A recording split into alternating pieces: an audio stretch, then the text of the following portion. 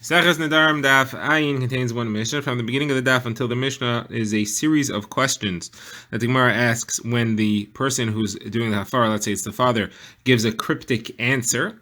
What does it mean, and does what he means work at all? The Gemara will answer only the last question. Then the Gemara will try to answer only the last. The Gemara will reject the answer. Then we'll get to the Mishnah, which was quoted earlier, and it discusses what happens if you have a father and a husband on a naira hama arasa, and one of them dies. Can the other one take over the responsibilities for hafara of the one who died? So the Gemara first begins in the bottom of Daf Samach Tes. The Gemara has a question was asked by Rava. Let's say a father hears his daughter's neder and he says, "Kaim lecha hayom, I sustain this neder for you today." The implication is today, but not tomorrow. In which case, he means to say that I may fear the neder for tomorrow, or do you say, you can't imply a hafara? A hafara has to be said straight out. So even if he meant to imply I may fear it for you tomorrow, it doesn't count. He never said a mufar, and therefore it is sustained. Or do you say that it is, since he clearly implied what he means, it is a valid hafara? Now, based on this question, we have another one. If we are to paskin that the halacha is that it's not a valid hafar because he didn't say mufar, what happens if all he says is, it's mufar for you tomorrow? That means he is saying hafar here, so it's better than the last case, but he's saying tomorrow.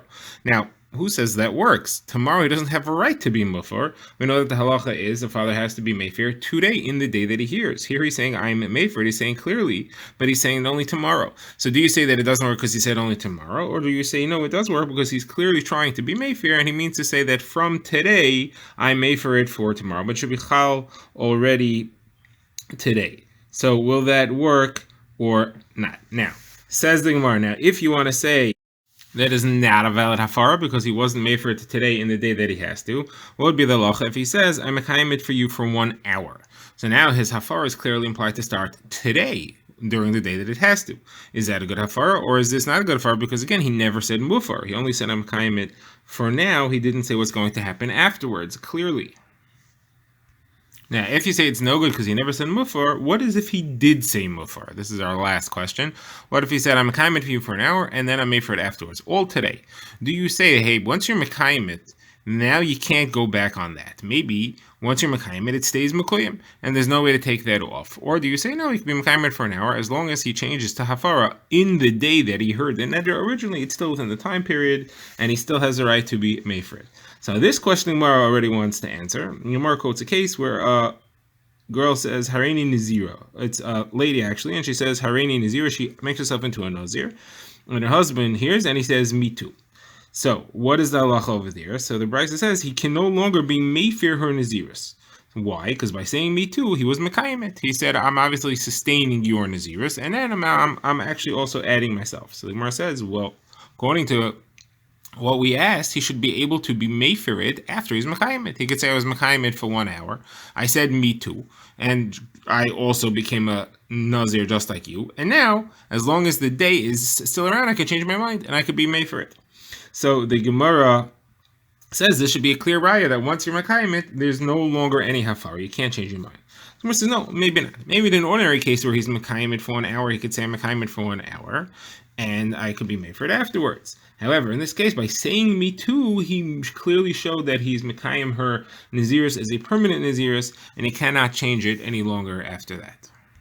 We now get to the next Mishnah, which compares how is the power of hafara stronger for the husband than the father, and how is it stronger for the father than the husband. So it's stronger for the father than the husband because if the husband dies having not had a full opportunity to be meifir, there the power of hafara goes to the father. The father takes over the husband's power, and he has to now be meifir the chelek, the part which was the husband's responsibility.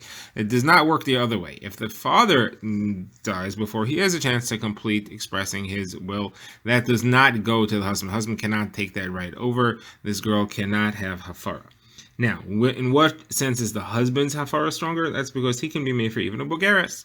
His wife could be any age. A father can only be made for his wife as his daughter as a ketana or as a nara, not as a bogeres. We now begin the Gemara. The Gemara wants to know what is the source of this halacha. How do you know that the father can take over the husband's rights, but the husband cannot take over the father's rights. So the Gemara gives two sources. One, its first source is from the pasuk Benureha base aviyah. At the end of the parsha of Nedarim, it says Benureha base aviyah, which implies that the rishus of the father extends even after the death of the father. She's still called base aviyah, so the husband cannot take that over. It is also she also has the rights of Nureha base aviyah as long as she's an Ara. As long as the husband disappears, the father gets those rights automatically. That's Gemara's first pshat. Our second shot is from the fact that it says Im hayoy siya leisha, hayoy sihiyeh, a double lashon of kedushin links the situation that she's in before kedushin the first time to the situation that she's in before kedushin the second time. What does it mean before kedushin the second time? It means after the husband dies, now she is before kedushin the second time. Her first kedushin ended. She's waiting for her next kedushin. So therefore, just like the father had full rights before she ever had kedushin, the father has full rights again now that she's again in a situation without kedushin, waiting for a second kedushin. So Gemara asks, hold on a second. Maybe you can only compare that literally. Maybe you can only compare the father's rights before kedushin when there was never a neder made with any oros, with any husband to this kedushin around. The neder was made when there was no oros. Here too, maybe you can only link that to the similar situation where she made the neder when there was no oros. I didn't know you can link that to a situation when she made the neder when there was an oros. He just didn't get a chance to react before he died. I didn't know that should be true. So Mara says, because if we were talking about where there was no oros, and you're comparing kedushin the first time when there's no oros, before kedushin and there's no oros, to before the second kedushin when there is no oros, that I wouldn't need any chiddush for. That I could learn out of Nureha Beis Aviyah. As long as she's in Neurim, she's in Beis Aviyah. Obviously, this is an extra halacha, an extra limud to teach me, even though there was an oros at the time that the neder was made, since he never got a chance to react, his rights to decide go revert to the husband, to the father, linking the before kedushin the first time to before kedushin the second time. The Gemara now turns its attention to the halacha that the husband gets exclusive rights to do hafara, and he takes over the father's hafara when she becomes a bogeres. So Gemara asks, what are we talking about here? Are we talking about that he got married or he got engaged, became kiddushin when she was a nara, and then we're saying that when she becomes nesbager, the father loses his rights and it goes over to the husband? If that's the case, so then how do you know that the husband takes over the father's rights? There are two ways that a girl could exit her father's rishos. Could be through the death of the father, or through her becoming a bogeres. Well, just like when the father dies, his hafara power does not go over to the husband. When she becomes a bogeres, his hafara power should also not go over to the husband. Someone says we must be talking about where she became niskadish when she was a bogeres already. She was already out of her father's rishos. There was no rishos of her father. As a bogeres who's a single, there is no hafara on her. Once she gets married, the husband now has a power of hafara. So that is how the koyach of the husband is stronger than that of the father. So the Gemara says, if that's halacha, why do you need this mission to tell me that? I have this halacha stated clearly in a few blot on Daf Ayin Gimel Omid Beis, where it says that a bogeres who has kedushin from the time that she starts eating from her husband's estate, that is from when he's chayiv to complete the nisuin, which the Mishnah says is 12 months, then he's already, because he's giving her mazonos, he has the right to be meifir her nidar. So it says it clearly over there. Now over there, it's a machlokes between Rabbi Eliezer and Chachamim, if it's true, or if she has to wait until the nisuin is actually completed. But it says the halacha there. Why do I need to mention over here again that a husband has the right to be meifir nidarim even of his wife even when she is a bogeres? So the Gemara offers two answers. The Gemara's first answer, before the Gemara's answer, the Gemara interrupts. The Gemara asks over there, I don't understand. What are you telling me that the husband's chayiv to feed her and therefore gets the rights to be meifir nidarim from 12 months after kedushin? That's only true for a nara.